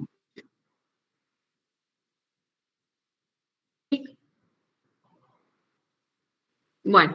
Perdón, Fernanda, una población panmítica es aquella en la cual todos los individuos, esa es la definición, ¿no? Todos los individuos tienen posibilidad de cruzarse con todos. Eso es la definición y la característica de una población panmítica. Bien. Ah, bien, perfecto. Muchas gracias, profesor. Sigamos. ¿Cuántas líneas puedo obtener a partir de un individuo heterocigota? ¿Se acuerdan que lo hemos visto antes? Depende del número de loci heterocigotas que yo tengo. Entonces, si el número de loci heterocigotas, por ejemplo, es igual a 10, yo diría 2 elevado a las 10 es 1024 genotipos distintos. Ahora, esto es la teoría, ¿sí? Porque acuérdense que cuando yo empiezo a hacer esos autocruzamientos, y lo que estoy tratando de llegar a esa homocigosis, hay líneas que se van perdiendo por este proceso de depresión endogámica. Entonces, en teoría, yo podría obtener esto, pero no siempre se obtiene. Ustedes han visto que en la alfalfa, 2 o 3 generaciones y yo pierdo la línea, ¿sí? En maíz decíamos que puedo obtener hasta un 20 o un 30% de líneas con alto nivel de homocigosis. Bueno, de estos 1024 yo podría obtener entre un 20 y un 30%, por ejemplo. ¿Cómo va a ir cambiando el valor de... Yo tengo acá el número de generaciones y el porcentaje de heterocigosis. Y fíjense que cuanto más cantidad de loci heterocigotas tenga yo, voy a necesitar mayor número de generaciones para llegar, por ejemplo, a un 25%. O sea, sería el 75% de homocigosis. Yo en una población que tiene un loci necesitaré, supongamos, a ver, ¿aparece el cursor? Sí. Supongamos, utilizaré 2 generaciones, por decirles si estos fueran 2. Pero si ya tengo 15, voy a necesitar 1, 2, 3, 4, 5, 6 generaciones, supongamos. Que no es así exactamente, ¿no? Porque no están los valores, para darnos una idea que a medida que empiezan a aumentar los loci heterocigotas, yo necesito mayor número de generaciones para conseguir la homocigosis. ¿Sí? Bueno, la endocría en pequeñas poblaciones hace referencia a cuando yo tengo poblaciones con pocos números de habitantes o poblaciones que están aisladas geográficamente, lo que va a ocurrir es que los individuos van a empezar a cruzarse entre sí. ¿Sí? Entonces yo voy a tener endocría o endogamia, digamos, en esas poblaciones. Entonces los efectos que yo observe responden a eso. Y yo puedo saber el grado de parentesco que va a haber en una población de acuerdo a la cantidad de, con este cálculo, porque yo puedo decir, por ejemplo, si yo tengo un individuo que tiene 2 padres, tiene 4 abuelos, 8 bisabuelos, y 3 generaciones atrás va a tener 3 ancestros. Si yo tuviera que tener para cada individuo ancestros completamente diferentes, necesitaría poblaciones muy grandes, que en realidad no ocurren. Entonces, lo que encontraríamos si empezáramos a hacer este estudio es que en algún momento, y no muy lejano en las generaciones, hay algún grado de endogamia o de endocría, ¿sí? O sea, cruzamientos de individuos emparentados. ¿Y cuáles van a ser esos efectos que yo podría haber generados por los efectos fenotípicos que va a generar la endocría? Pérdida de vigor, pérdida de fecundidad, mayor número de plantas defectuosas, ya sea porque tengan sean individuos letales o subvitales que no se desarrollan bien, un debilitamiento general del material, estas líneas que se sobreviven tienen mucha disminución en el tamaño y en el vigor y se pierden muchas líneas. Por ejemplo, acá vemos que tenemos plantas albinas, plantas que son cloróticas, tienen menor cantidad de clorofila, de menor tamaño. Esos son, el albino, por ejemplo, es letal porque esa planta se muere. Esta planta clorótica es subvital porque sobrevive un tiempo, pero tiene dificultades. Y cuando nos vamos entonces a los efectos de la endocría en las especies alógamas específicamente, lo más importante es esta depresión por endocría, la alteración de la frecuencia genotípica y la redistribución de la varianza genética, que lo hemos hablado un poco más adelante. La depresión por endocría la podemos calcular con esta fórmula, teniendo en cuenta caracteres métricos de los individuos heterocigotas y de los individuos que son segregantes, ¿sí? Esto lo tienen en la cartilla explicado. La alteración de la frecuencia genotípica también ya lo hemos visto.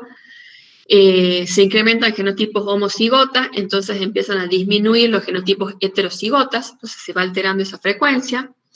Y se redistribuye la varianza genética. Entonces, decíamos que lo que decía antes, la variabilidad va aumentando entre líneas, pero disminuye dentro de la misma. Entonces yo les pongo esto para decir, fíjense, por ejemplo, dentro de esta línea son todos los granos iguales, pero son diferentes con respecto a las otras mazorcas. O sea, en la línea, la variabilidad genética, varianza genética disminuye, ¿sí?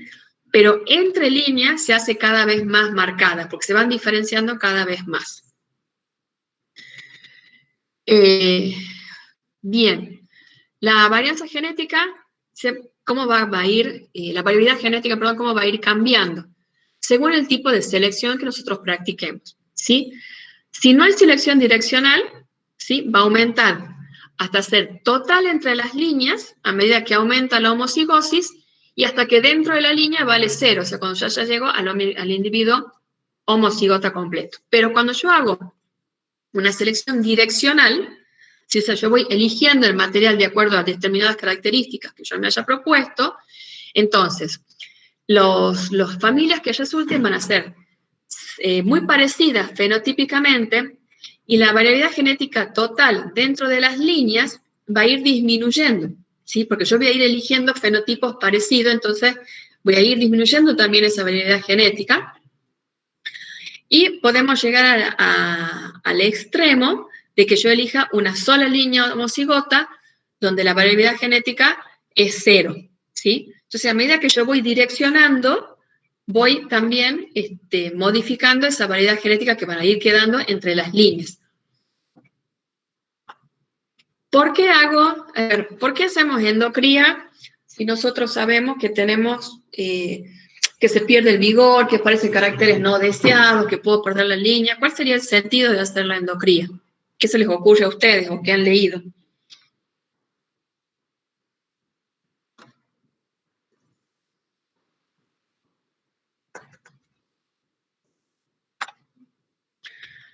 Bueno. ¿Será para eliminar los caracteres indeseados que se van a ir manifestando a medida que se produzca la endocría? Puede ser, ¿qué más? A ellos les estoy poniendo algunas opciones, ¿sí? También, obtener líneas puras para hacer mejoramiento, para determinar estructuras genéticas de tetraploides, midiendo pérdidas de vigor. ¿Para obtener una homogeneidad en el cultivo? También, pero si después el cultivo va a ser homogéneo, pero va a tener poco vigor, puede llegar a ser un problema, ¿sí?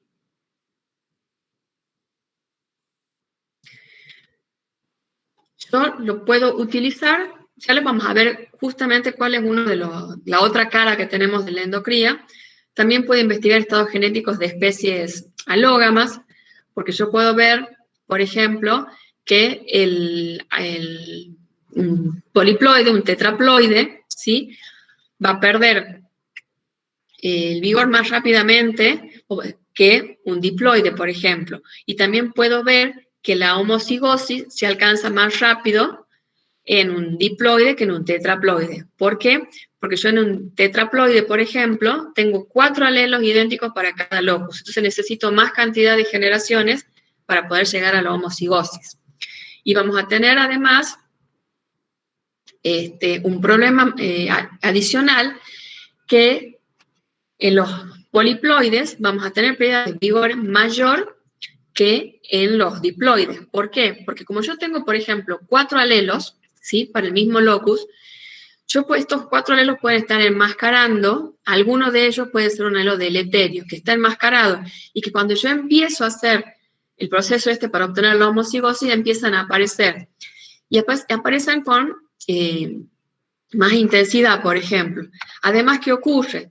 Cuando yo tengo poliploides y se forman las distintas, por ejemplo, combinaciones posibles que tenemos cuando hay esos cruzamientos, hay interacciones que van más allá de los efectos aditivos del alelo A1, A2, A3 y A4. Hay interacciones entre los alelos de diferentes tipos.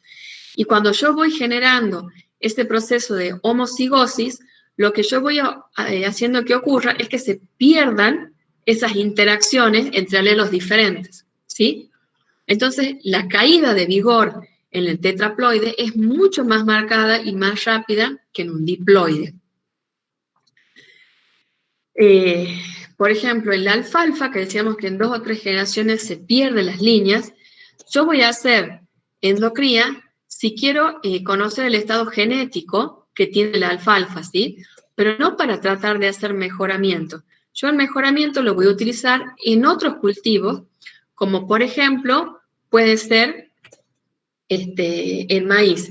Y esto nos lleva al tema siguiente, que es heterosis, que este señor que está acá es Schul, que es el que trabaja y es como, digamos, el padre de lo que se denomina heterosis, porque él es el que la nombra al comportamiento que él observa en los híbridos de superioridad con respecto a los padres, ¿sí?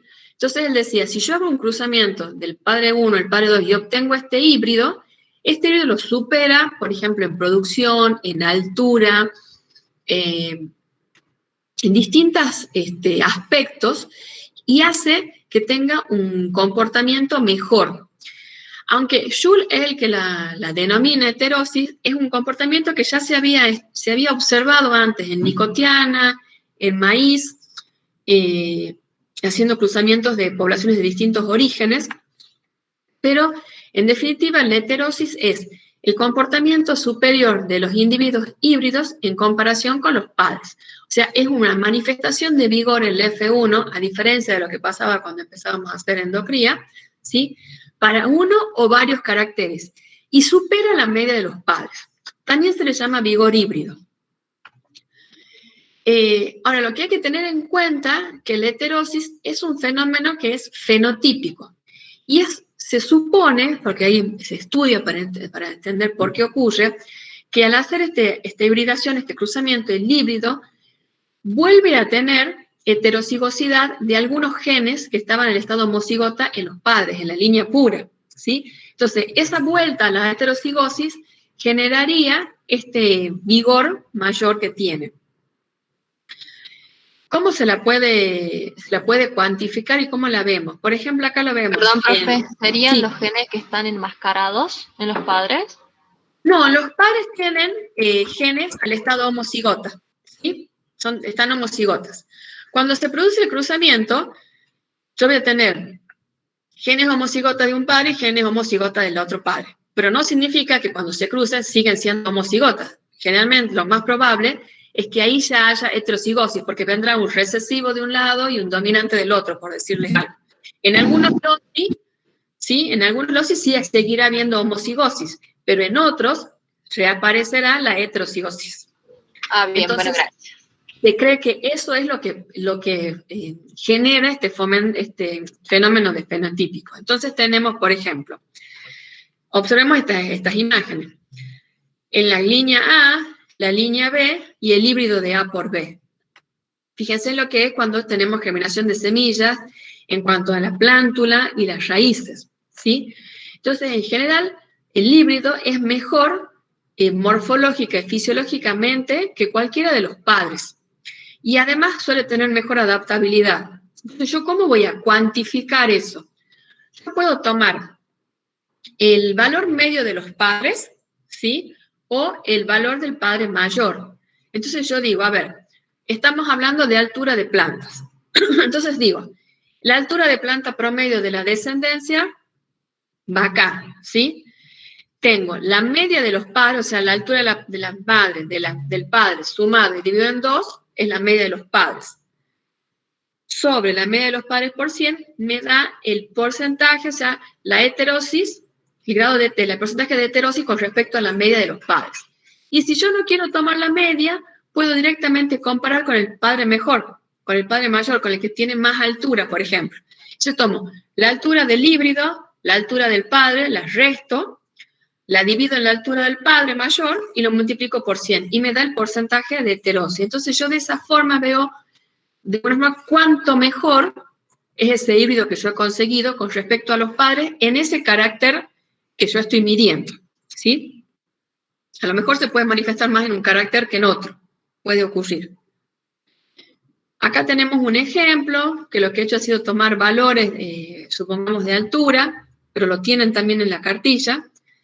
Y acá están las bases genéticas, porque cuando se observa este fenómeno, por supuesto que se intenta empezar a explicar por qué ocurre. Y si bien hay distintas teorías, cada una se va diferenciando de la otra. No hay alguna teoría que sea la que explique por completo, ¿sí?, el fenómeno de heterosis, sino más bien parece que se van complementando y van aportando cada uno un aspecto nuevo. Las tres teorías que más se manejaban para explicar este fenómeno son la teoría de la dominancia, sobredominancia y epistasis. La teoría de la dominancia nos dice que un híbrido puede tener los alelos normales dominantes en muchos de sus locis, y como resultado da un individuo de gran vigor comparado con los progenitores. Entonces yo tengo la línea, esta que es homocigota 1, la línea 2, y cuando se produce el cruzamiento, yo tengo heterocigosis, ¿ven?, para algunos alelos, como el B y el C. Entonces, yo puedo ir sumando los valores que les corresponden de acuerdo al aporte que hace cada alelo y ver, y podría decir, por ejemplo, que cuando yo tengo, si no hay, acá tenemos, cuando yo tengo A equivale a 10, ¿sí? El B equivale a 12, que sería este caso de acá, el C equivale a 8. Entonces, AB es igual a 10. BB, B larga es igual a 12, C grande es igual a 8. Pero ¿qué pasa? Cuando yo tengo el heterocigota, sería 5 de la chica más 10, son 15, dividido en 2 me da 7,5. Yo voy viendo, de acuerdo a los valores, si yo fuera midiendo, podría determinar si hay dominancia parcial de alelo sobre otro, si existe dominancia completa. Entonces, esta teoría lo que parece decir es, bueno, los alelos normales de cada loci van dando un individuo que tiene mayor vigor con respecto a los progenitores. Pero ¿cuál va a ser el problema? Que si yo tengo, por ejemplo, esta filial, ¿sí?, que es A grande, B chica, C grande, C chica, tengo valor 10, valor 12 y valor 8, ¿sí? Eso me da 30. Y cuando tengo la línea pura, o sea, la línea homocigota, que no es el híbrido, también me da 30. Entonces se estarían comportando de la misma manera.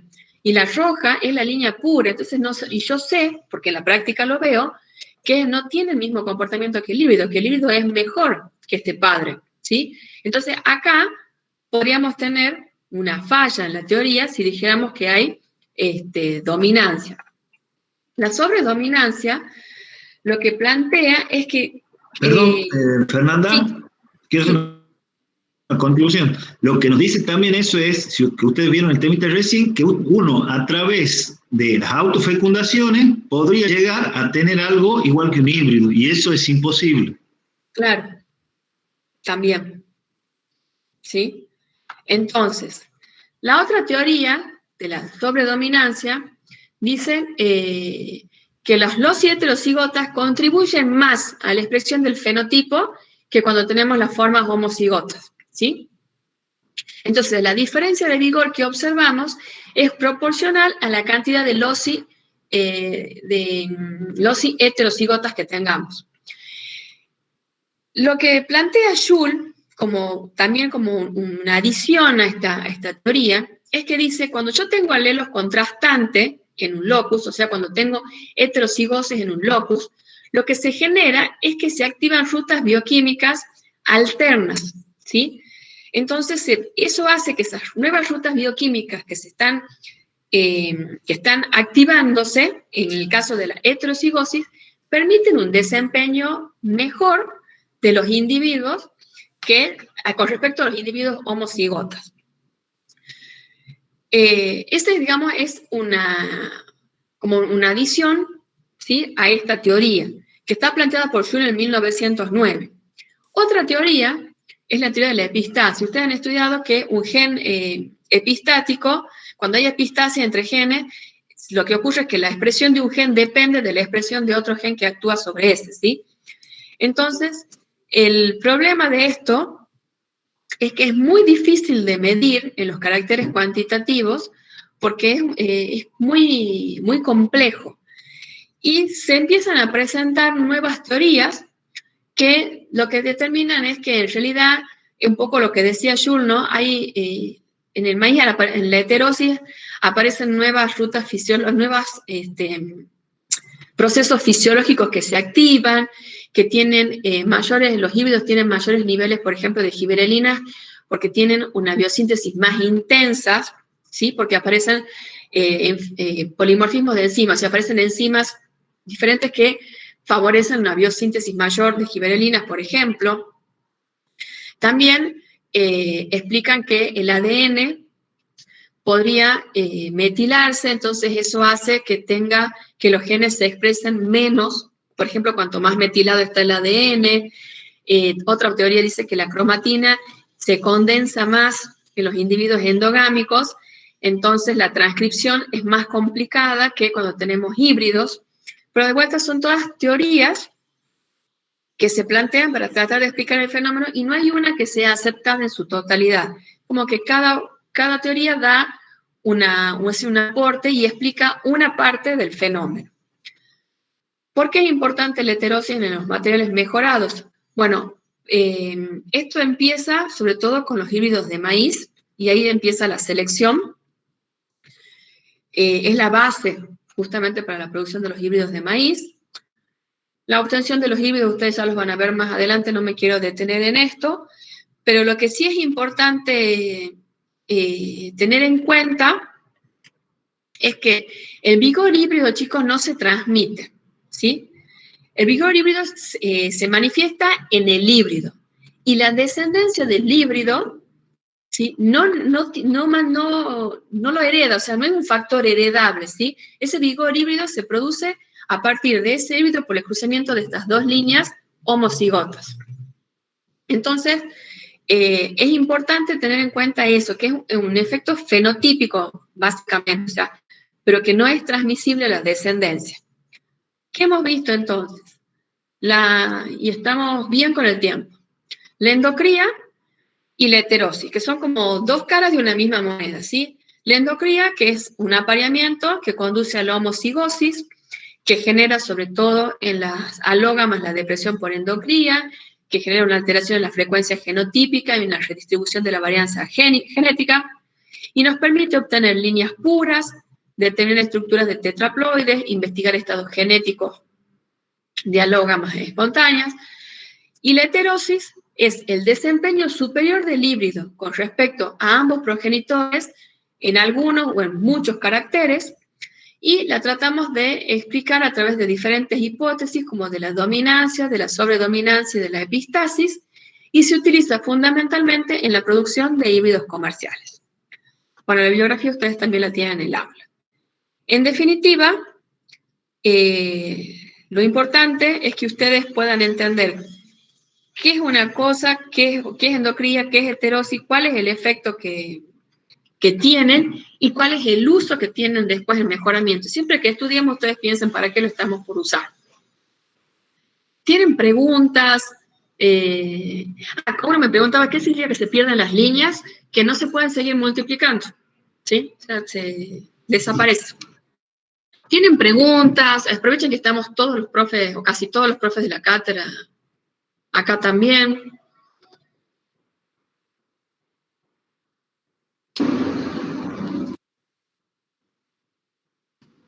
No, por ahora no, profe, no tengo ninguna. Me he quedado así como pensando todavía. Por eso es importante que ustedes vengan con el material leído, ¿sí? Porque si ustedes vienen con el material leído y leído varias veces, cuando lo charlamos acá, por ahí tienen más dudas. De todos modos, por supuesto que después pueden hacer consultas, chicos, no hay problema. Bien, muchas gracias. No, Profe, una pregunta. diga. ¿A partir de qué grado de pureza se dice más o menos que es una línea pura? ¿70, 80, 90%? ¿Cómo se basa eso? Pancho, vos que de eso tenés más. Se llama pureza práctica después de la sexta autofecundación de la línea, y ahí se llama pureza práctica porque ya se la puede usar para generar híbrido. Pero no significa que sea 100% homocigoto. No, 98 y pico. Claro. 98 tiene el % de... Nunca con autofecundación tradicional, o sea, haciendo autofecundaciones tradicionalmente no llegas nunca al 100%. La única manera de llegar al 100% es a través de los doble haploides. Claro. Haploides duplicados, perdón, no es doble haploide, es haploide duplicado. Que es lo que veíamos en el tema 3. ¿Se acuerdan que veíamos el uso de los haploides? Cuando yo lo duplico, lo que obtengo es el individuo homocigoto. Dale, gracias. Una generación en lugar de tener 6 generaciones. Por ejemplo. No, de nada. No sé qué más.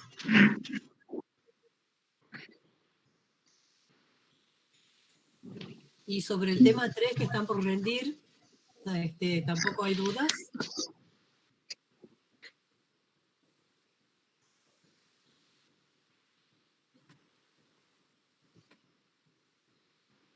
Bueno, chicos. Profe, una pregunta. Yo tengo una, profe, ahí cuando dice... Bueno, que hable Camila. A ver, Camila. Eran los tipos de androesterilidad, o sea, cuando es genética citoplasmática, ¿se presentan las dos primeras a la misma vez o es otro tipo? Eso no me quedó claro. No, genética citoplasmática sí, se presentan juntas. Bien, bueno, gracias. Iván creo que tenía... Sí, los poliploides, digamos, pueden ser autopoliploides o alopoliploides. ¿La diferencia cuál es? Entre ellos. Bueno, cuando vos tenés autopoliploides es cuando se duplica, o sea, el material del mismo individuo, el material genético del mismo individuo. Y los alopoliploides es cuando por intercruzamientos, ¿sí? Vos incorporas material genético de otra especie. Entonces se produce un alopoliploide. Ah, está bien, gracias. Bueno. O sea, los alopoliploides se dan en los que tienen plantas con cruzamientos, no con autofecundación. Claro, porque tiene que haber el cruzamiento entre las dos especies. Bien. Cerviño Moya. A ver, Cerviño Moya no sé si la tengo en la lista.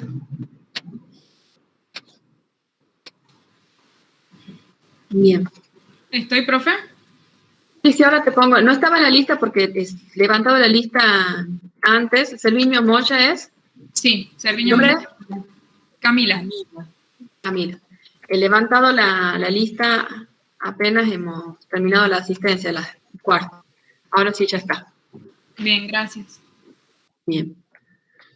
Bueno, no sé, los otros profes quieren agregar algo más. Los dejamos que repasen un rato hasta las 5:30. Vicky. No, está bien. Bueno. Preguntas, entendimos todo. Chicos, entonces, a las 5:30 ingresan al aula para poder hacer el práctico. ¿Por qué te reís, Francisco? Después te cuento. Bueno. Nos vemos entonces el martes que viene, chicos. ¿Sí? Bueno, nos vemos. Muy bien, hasta luego, que tengan éxito en el conversatorio de la práctica de hoy. Hasta luego, profesora. Gracias. Hasta luego. Hasta luego. Gracias. Hasta luego. Lardo Brito. Profesora, ¿pueden después subir los power también al campo o no?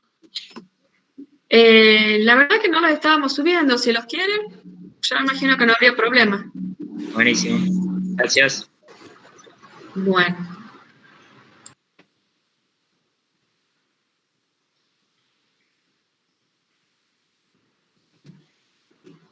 Nos quedamos de reunión. Bueno. De retirar los chicos. Dale.